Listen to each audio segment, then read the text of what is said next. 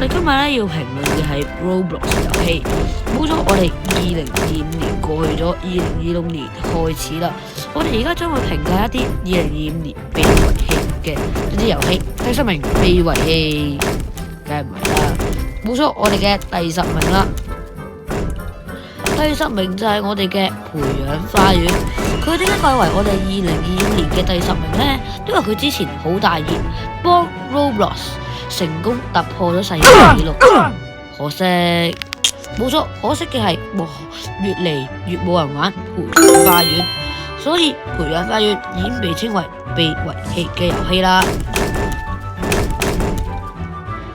呢個排行榜只不過係個人純屬推測，請大家唔好當係真啊！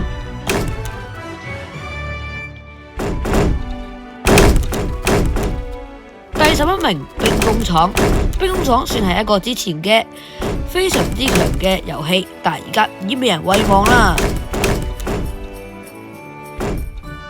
第9名 Lost Fruit，Lost Fruit 算係一個冇俾人遺忘嘅遊戲，不過對我嚟講，佢同冇俾人遺忘係一模一樣，因為喺今年佢已經唔再係大熱，最大熱嘅呢個係森林裏的99，同埋年尾嘅鍛造者等等。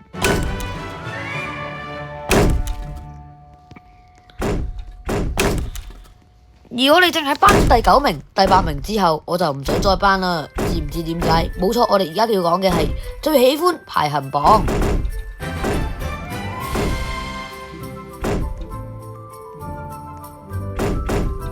最喜歡排行榜嘅話，我會將頭10名。冇錯，個人喜好排行榜嘅第10名就係 Still a Brain Rot。非常之喜歡 Still a Brain Rot 嘅人，請唔好鬧我。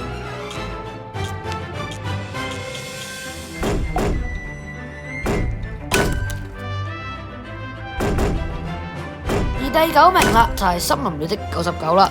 點解我會將森林裏的99擺喺第9位呢？因為佢嘅個人題目係恐怖啊，而我亦都比較恐怖。恐懼症發作，所以就 sorry 啦，大家。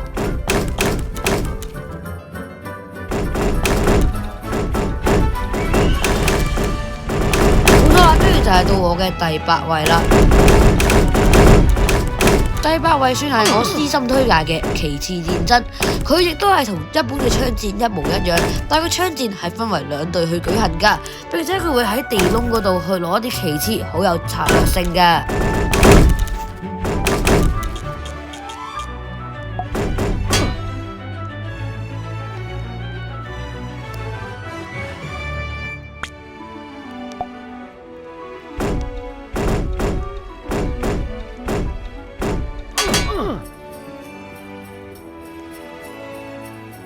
冇錯，跟住我要頒嘅係第7位，第7位嘅就係我哋嘅超級射擊啦。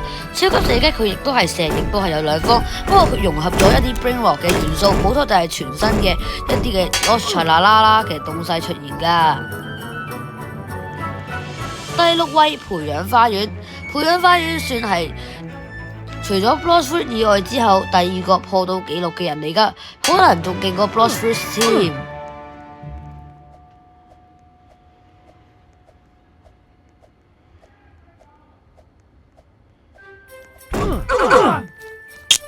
第5位鍛造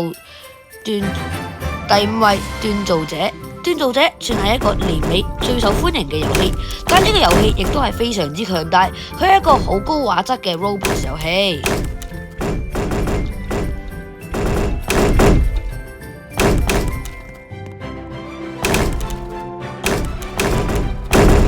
第4位。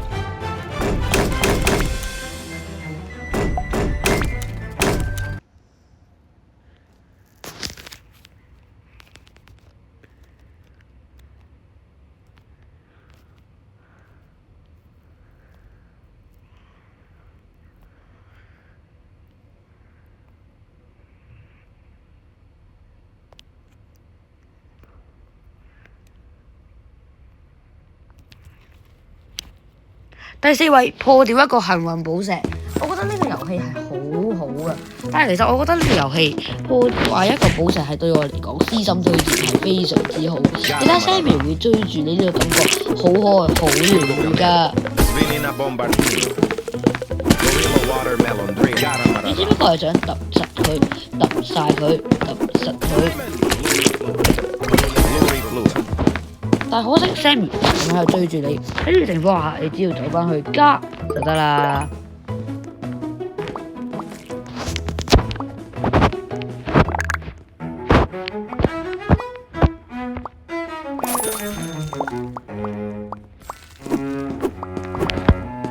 跟住我哋要頒布嘅係第3位。冇錯，我呢個排行榜可能好多人都覺得，都唔啱嘅。冇錯，我哋而家頒嘅係第3位。冇錯，佢就係我夢寐以求嘅 Fish Go 啦。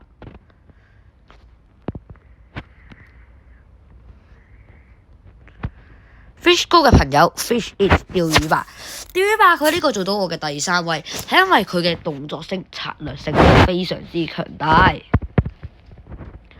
而佢裏面亦都可以去釣魚，而釣魚期間嘅時候，佢係以自動嘅方式，同埋佢可以係釣係1、2、3、4、5，唔會好似 fish 咁樣，因為 fish 嘅話係要啱啱好嘅裝備，係同鍛造者一模一樣。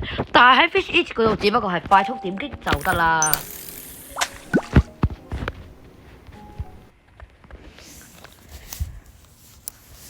如果你打 Roblox 最受歡迎嘅遊戲，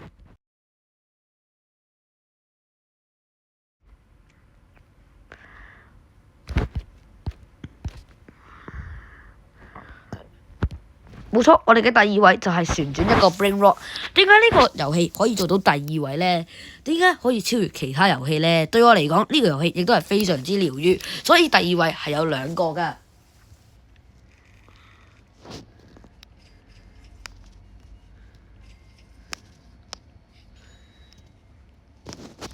佢呢個遊戲係可以不停咁樣喺度捲軸，就好似索爾的 RNG 一樣。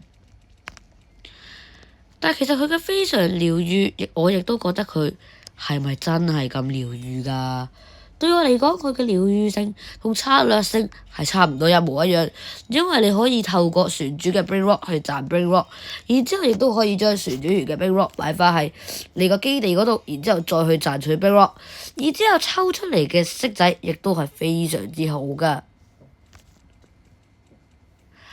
但係佢亦都有唔同嘅活動，例如係翡翠啊、萬聖節啊等等唔同嘅活動㗎。而骰子你要去到 shops 嗰度買嗰啲骰子，亦都可以出售一啲嘅 Brain Rock 嘅。冇錯，終於嚟到第1位啦。對我嚟講嘅第2位其實係有第2個㗎。冇錯，就係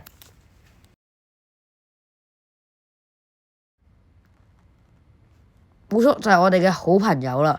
好朋友呢個遊戲裏面呢，其實係可以將你嘅朋友有幾遠掉到幾遠。我覺得呢個遊戲亦都係我嘅第2位。點解佢可以做到我心目中嘅第2位？咪就係咁嘅原因咯。佢同 Speed Up Brain Rock 一樣，亦都係唔係咁出名嘅遊戲，但係對我嚟講，我覺得好有嘉許性。呢個 Roblox 嘉許排行榜非你莫屬啦。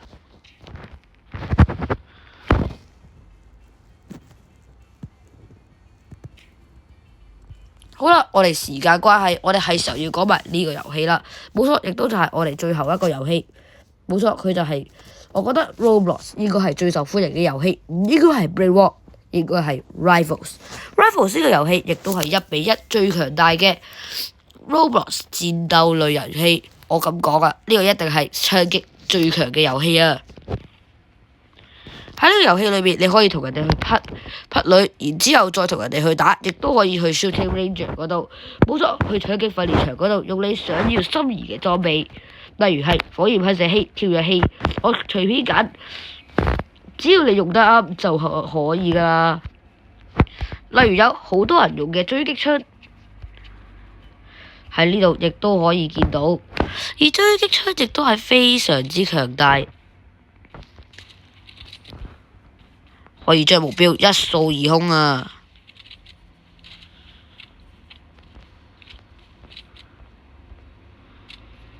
呢個第1呢個位仲唔係你？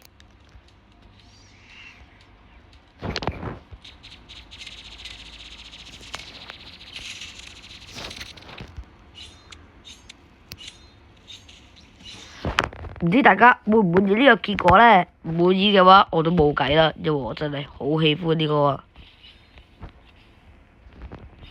呢個 Rivals 遊戲非常之強大，我太喜歡啦，冇辦法啦，下次見啦，垃圾桶見，拜拜。